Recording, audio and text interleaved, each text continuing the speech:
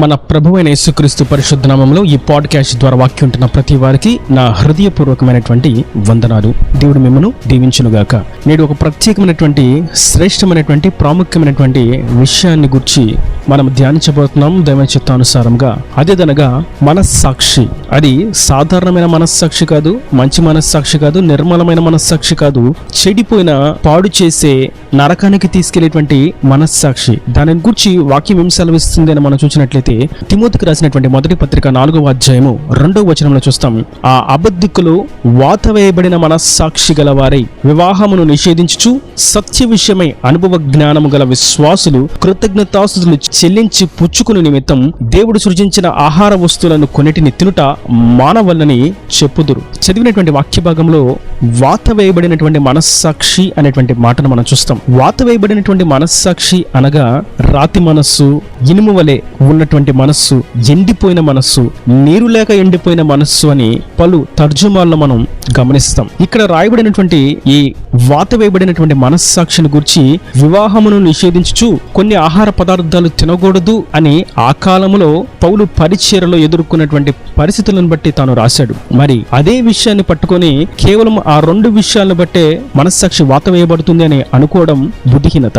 నేడు ఈ అంత్య దినాల్లో, ఈ కడవరి దినాల్లో, దేవుడు రాకడ బహు సమీపంగా ఉన్నటువంటి ఈ దినాల్లో మనము గుర్తించవలసినటువంటి పాఠ్యం ఏదనగా వాత వేయబడినటువంటి మనస్సాక్షి అనగా ఏదైనా ఒక మంచి విషయం తెలియజేసినప్పుడు దానిని అంగీకరించకపోవడం ఒక ఎత్తు.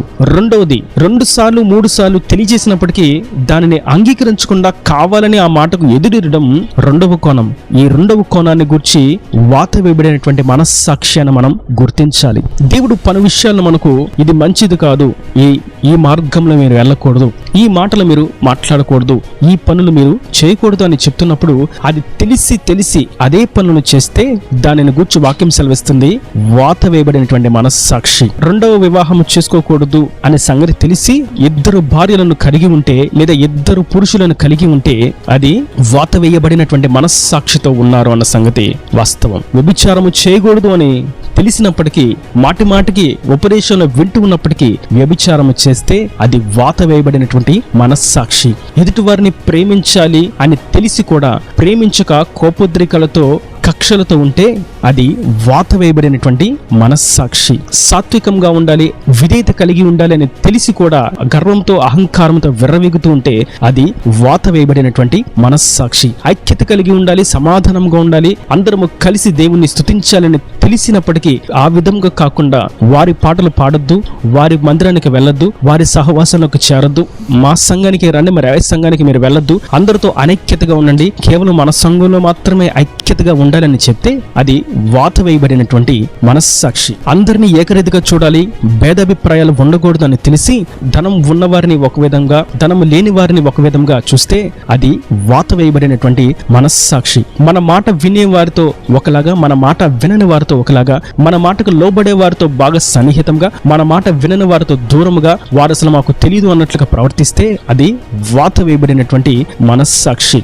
దేవుని పనిలో, దేవుని చిత్తానుసారంగా, దేవుని సహవాసంలో, దేవుని సన్నిధిలో, దేవుని యొక్క పరిశుద్ధ సంఘంగా మనం ఉన్నప్పుడు అందరితో ఐక్యమత్యముగా ఉండాలి. దుర్బోధనను ఖండిస్తూ దుర్బోధలోకి సంఘం తోవ తప్పకుండా సత్యములో నిలకడగా నిలబడినట్లు ప్రవర్తించాలి, ఉపదేశించాలి, తెలియచేయాలి. ఆ మార్గంలో మనం నడవాలి. ఇది మంచి మనస్సాక్షి. అయితే దీనికి విరుద్ధంగా ఉండేటువంటి వాటిని వాక్యం సెలవిస్తుంది వాత వేయబడినటువంటి మనస్సాక్షి. కొందరిని చూస్తూ ఉంటే ప్రేమించండి, అందరితో ప్రేమ కలిగి ఉండండి, అందరిని ప్రేమించండి, ఎవరితో గొడవలు పడద్దు అని చెప్తే అది మాకు తెలుసు, అయినా సరే మేము అందరితో గొడవలు పడతాం, అయినా సరే మేము అనైక్యతగానే ఉంటాం అంటే వాత వేయబడినటువంటి మనస్సాక్షితో దేవుని సన్నిధిలో కూర్చొని దేవుని ఆరాధిస్తూ ఉన్నారు అన్న సంగతి ఎంతో వాస్తవం. అట్టి ఆరాధన, అట్టి ప్రార్థన, అట్టి భక్తి దేవుని దృష్టికి అసహ్యమైనది. సంఘంలో అభిషేకించబడిన వారిని, దేవుని సేవ చేస్తున్న వారిని దూషిస్తూ, అపహసిస్తూ, వారిని వెలివేస్తూ, దగ్గరికి రానివ్వకుండా ఉంటే అది తెలిసి కూడా సంఘంలో ప్రేమను గూర్చినటువంటి బోధ లేదు, ఐక్యత, సమాధానం అనేది లేదు. వీళ్ళు ధనాపేక్షతోనూ దుర్వ్యాపారంతోనూ వీరి హృదయం, మనస్సు నిండిపోయి ఉన్నది. వీరి మనస్సు వాత వేయబడినటువంటి మనస్సాక్షిని తెలిసి కూడా అక్కడే నిలిచి ఉంటే ఆ తర్వాత గుర్తించాల్సినటువంటి విషయం ఆ సంఘంలో ఉన్న వారి యొక్క విశ్వాసుల మనస్సు కూడా వాత వేయబడినటువంటి మనస్సాక్షిగా మార్చబడిపోయింది అన్న సంగతి వాస్తవం. కనుక నేటి దినాన్ని వాక్యం ఉంటున్నటువంటి నా ప్రియ సహోదరులారా, వాత వేయబడినటువంటి మనస్సాక్షి అనగా కేవలం వివాహాన్ని గురించి లేదా భోజనాన్ని గురించి మాత్రమే కాదు గాని దేవుని ఆజ్ఞలను తెలిసి ఆజ్ఞ అతిక్రమంగా ప్రవర్తిస్తే అది వాత వేయబడినటువంటి మనస్సాక్షి. దేవుని గూర్చి బోధిస్తూ మాదిరి కలిగినటువంటి జీవితం జీవించాలన్న సంగతి తెలిసి కూడా మాదిరి లేని జీవితంతో జీవిస్తూ సంఘానికి మాత్రం లేదా తోటి విశ్వాసతో మాత్రం భక్తి పలుకులు పలుకుతూ పరిశుద్ధతను గూర్చి ప్రకటిస్తూ మాట్లాడుతూ ఉంటే అది వాత వేయబడినటువంటి మనస్సాక్షి. సంఘంలో తోటి విశ్వాసులతో ప్రేమగా, మర్యాదగా, నెమ్మదిగా, నమ్రతతో ప్రవర్తిస్తూ కుటుంబంలో ఉన్నటువంటి యజమాని దగ్గర నోటికొచ్చినట్టు మాట్లాడుతూ విర్రవీగినటువంటి ప్రవర్తిస్తూ ఉంటే అది వాత వేయబడినటువంటి మనస్సాక్షి. ఊరి బయట అందరికీ సహాయాన్ని చేస్తూ భార్యను బిడ్డలను పట్టించుకోకుండా ధనాన్ని దుర్వినియోగం చేస్తూ బాధ్యత లేని ప్రవర్తిస్తే ఆ వ్యక్తిని గూర్చి మనం చూస్తాం వాత వేయబడినటువంటి మనస్సాక్షి కలిగిన వాడు అని. ఇలా మనం చూస్తూ ఉంటే వాత వేయబడినటువంటి మనస్సాక్షికి ఎన్నో నిర్వచనాలు, ఎన్నో ఆధారాలు, ఎన్నో ఉదాహరణలు మనకి తటస్థిస్తూనే ఉంటాయి. కనుక మనమైతే నేడు మనస్సాక్షి వాత వేయబడినదిగా ఉండకూడదు. ఇందుని గురించి మనం చూస్తాం హెబ్రీయులకు రాసినటువంటి పత్రిక 9వ అధ్యాయము 14వ వచనంలో, నిత్యుడగు ఆత్మ ద్వారా తన్ను తాను దేవునికి నిర్దోషినిగా అర్పించుకొనిన యేసుక్రీస్తు రక్తము నిర్జీవ క్రియలను విడిచి జీవం గల దేవుని సేవించుటకు మీ మనస్సాక్షిని ఎంతో ఎక్కువగా శుద్ధి చేయును. కనుక మనం వాత వేయబడినటువంటి మనస్సాక్షి కలిగి ఉండకూడదు అంటే దేవుని యొద్ద మనం కనిపెట్టుకుని ఉండాలి. ఆయన రక్తము చేత మనం కడగబడాలి. నిర్జీవ క్రియలను విడిచిపెట్టాలి. ఆయనతో సహవాసము చేయాలి. అప్పుడు మాత్రమే మనస్సాక్షి శుద్ధి చేయబడుతుంది.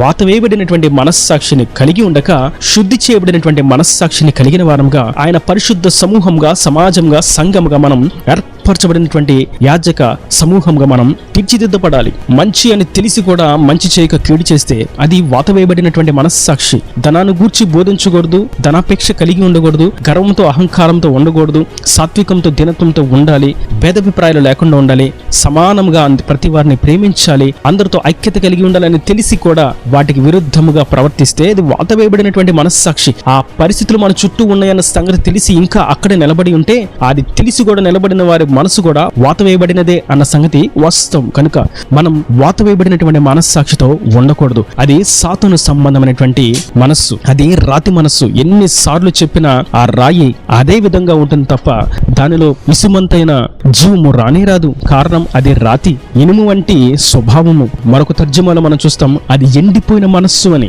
వాత వేయబడినటువంటి మనస్సు ఎండిపోయిన మనస్సు. దానిలో ఇంకెంత నీరు పోసినా దానిలో ఫలము రాదు. ఇక దానిలో నుండి చిగురును మనము ఊహించడము, ఎదురు చూడడం వ్యర్థము అని దానిని బట్టి మనకు అర్థమవుతుంది. అనేకులకి అది సత్యబోధ కాదు, ఇది సత్య సహవాసం కాదు, ఇది సత్యమైనటువంటి నడిపింపు కాదు, దేవుని చిత్తానుసారమైనటువంటి నడిపింపు కాదు, అది దేవుని చిత్తానుసారంగా జరుగుతున్నటువంటి దేవుని యొక్క క్రమము కాదు, దేవుని యొక్క చిత్తము కాదు అని తెలియచెప్పినప్పటికీ వారు దాన్ని అంగీకరించక అదే విధంగా ప్రవర్తిస్తూ వారికి కుర్చీలు వేస్తున్నారు, సింహాసనాలు వేస్తున్నారు, పాటకు అవకాశం ఇస్తున్నారు, వాక్యం చెప్పడానికి అవకాశం ఇస్తున్నారు, మమ్మల్ని ప్రత్యేకంగా మెప్పిస్తున్నారు, సన్మానాలు చేస్తున్నారు, శాల్వాలు కప్పుతున్నారని అక్కడే నిలబడుకొని ఉంటే అది వాత వేయబడినటువంటి మనస్సాక్షి. దేవుని రాజ్యానికి వెళ్లేవారు వాత వేయబడినటువంటి మనస్సాక్షితో వెళ్ళరు. వారు శుద్ధీకరించబడినటువంటి పవిత్రమైనటువంటి నిర్మలమైనటువంటి మనస్సాక్షి కలిగి ఉంటేనే తప్ప దేవుని రాజ్యానికి వారసులు కానేరరు. ఒకవేళ ఈ భూలోకంలో ఈ వాత వేయబడినటువంటి మనస్సాక్షి కలిగిన వారు గొప్పగా ఎంచుకోవచ్చు, కానీ దేవుని దృష్టిలో మాత్రం వారు ఎంపిక లేని వారు, ఎన్నిక లేని వారు, అసహ్యమైన వారు, నరకానికి వెళ్లే మార్గంలో నిలబడుకుని ఉన్నవారు. కనుక వాక్యం వింటున్నటువంటి నా ప్రియ సహోదరులారా, మనం దేవుని యొక్క ఆజ్ఞలను ఎరిగి అది తప్పు చేయకూడదని తెలుసుకున్న పిమ్మట మనము దాన్ని శుద్ధి చేసుకునకపోతే అది వాత వేయబడినటువంటి మనస్సాక్షి. సినిమా పాటలు వినకూడదు, సినిమాలు చూడకూడదు, అబద్ధాలు మాట్లాడకూడదు, బూతులు మాట్లాడకూడదు, కొండపు మాటలు మాట్లాడకూడదు, అక్కడ మాటలు ఇక్కడ మాటలు అక్కడే చెప్పకూడదు, ముసలిమ ముచ్చట్లు వేయకూడదు, సమయాన్ని దుర్వినియోగం చేయకూడదు, ఇతరులను పాడు చేసే విధంగా ప్రవర్తించకూడదు, వడ్డీ వ్యాపారాలు చేయకూడదు, లంచాలు తీసుకోకూడదు, దూషణలు చేయకూడదు, అనైక్యతతో ఉండకూడదు, అసమాధానంగా ఉండకూడదు అని తెలిసి అదే చేస్తూ ఉంటే అది వాత వేయబడినటువంటి మనస్సాక్షి. కనుక నేడు మన మనస్సాక్షిని శుద్ధి చేసుకున్న వారంగా, ఒకవేళ శుద్ధి చేసుకుని ఉన్నట్లయితే దేవునికి స్తోత్రం, దేవునితో ఇంకా ఒక ప్రత్యేకమైనటువంటి అనుబంధం కలిగిన వారంగా మనము అనేకులకు ఈ శుద్ధి చేయబడినటువంటి మనస్సాక్షిని గురించి తెలియచేస్తూ వాత వేయబడినటువంటి మనస్సాక్షి కలిగిన వారిని సైతం దేవుని యొద్దకు త్రిప్పే విధంగా మనము సైతం ఆయన సాక్షులుగా ప్రజ్వలింప చేయబడదాం. మంచి నిర్మలమైనటువంటి మనస్సాక్షి కలిగిన వారంగా ఆయన రాజ్యానికి వారసులుగా మార్చబడదాం. ఈయన దేవుని మాటల ప్రతి వాని హృదయంలో నీరుకట్టి ఫలింపు చేయనుగాక. ఆమేన్. God bless you. తలల వంచి కన్నులు మూసినట్లయితే మీ కొరకు చిన్న ప్రార్థన. ప్రేమ స్వరూపీకరణ కటాక్షంగా తండ్రి, నా ప్రభావి వాక్యాన్ని ప్రతి వారిని మీరు నిండాలుగా దీవించండి, ఆశీర్వదించండి. అయ్యా, వాత వేయబడినటువంటి మనస్సాక్షిని గురించి మీరు ఎంతో తేటగా తెలియజేశారు. ఈ కడవరి దినాల్లో వీటిని గురించి మేము గ్రహించాలని మీరు ఎంతో ఖండితంగా మాకు బోధిస్తున్నట్టుకు నీకు స్తోత్రం. ఎవరు ఈ వాక్యాన్ని వినాలో, ఎవరు దాని కొరకు ఏర్పరచబడి ఉన్నారో వారి యొద్దకు మీరు ఈ వాక్యాన్ని చేరుస్తున్నందుకు నీకు స్తోత్రం. మన ప్రభువా, ఇంకా నీ వాక్యాన్ని ప్రతి వారిని మీరు దీవించండి, వారి మనస్సాక్షిని శుద్ధి చేయండి, ఈ రాజ్యానికి వారసులుగా మార్చండి. ఇంకా వారి ప్రతి అవసరం అక్కర్ను నీ మహిమలో తీర్చి నీ రాహుల రాజ్యాన్ని సిద్ధపరచమని యేసు పరిశుద్ధ నామమున ప్రార్థించి వేడుకుంటున్నాను తండ్రి. ఆమేన్. ఆమేన్.